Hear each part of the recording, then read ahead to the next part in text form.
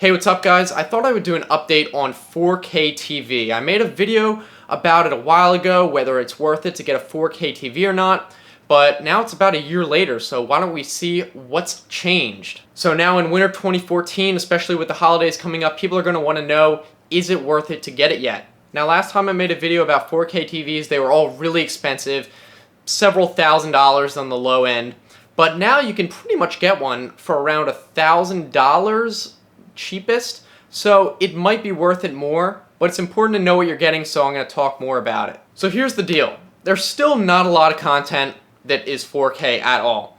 You can't watch TV off your cable with 4K because no cable company offers it right now.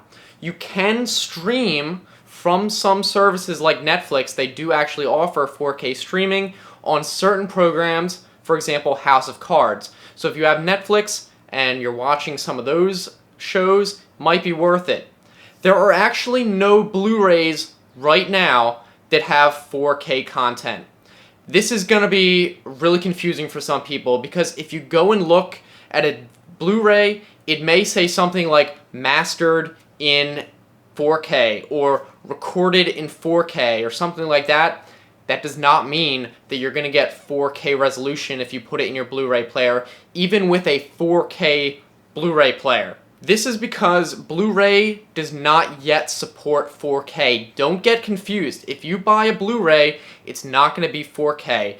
Blu-ray is supposed to be able to support 4K starting in spring or summer of 2015 at the earliest. So don't get hyped up about these buzzwords. If you go to see a Blu-ray box and it says something like, oh, mastered in 4K, you're not actually getting 4K. What you're getting is a movie that was recorded in 4K, but it was downsampled to 1080p. So you're actually still getting 1080p.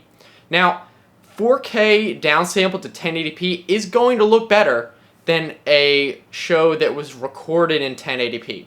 So if it was mastered in 4K, it is going to look better than 1080p normally, but it's still not going to be that 4K resolution, which is the whole point. Also, a lot of these 4K Blu-ray players claim that they have upscaling. This is kind of BS. I'm not buying it, to be honest. It might make things a little bit sharper, but it's all post-processing.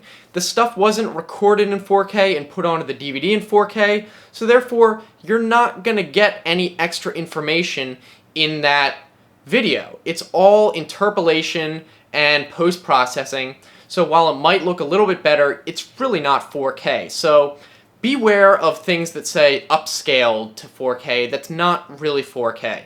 Now, if you do decide to get one, it's important to get a TV that has HDMI 2.0. That's because it's going to be future-proof. HDMI 1.4, which a lot of TVs have right now, can only support 4K at 30 frames per second. That's 30 hertz because of bandwidth limitations. If you get an HDMI 2.0 TV compatible one, then you're going to be able to support 4K at 60 hertz.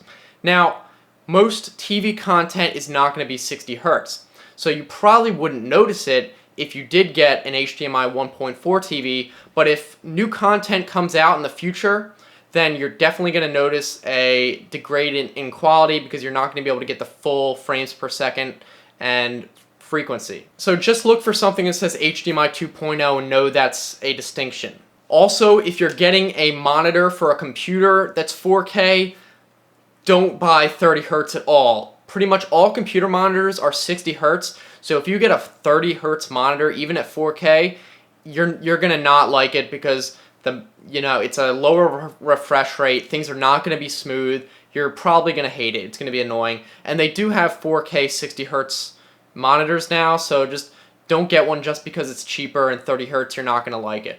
All right, now the big question: is the 4K TV worth it yet?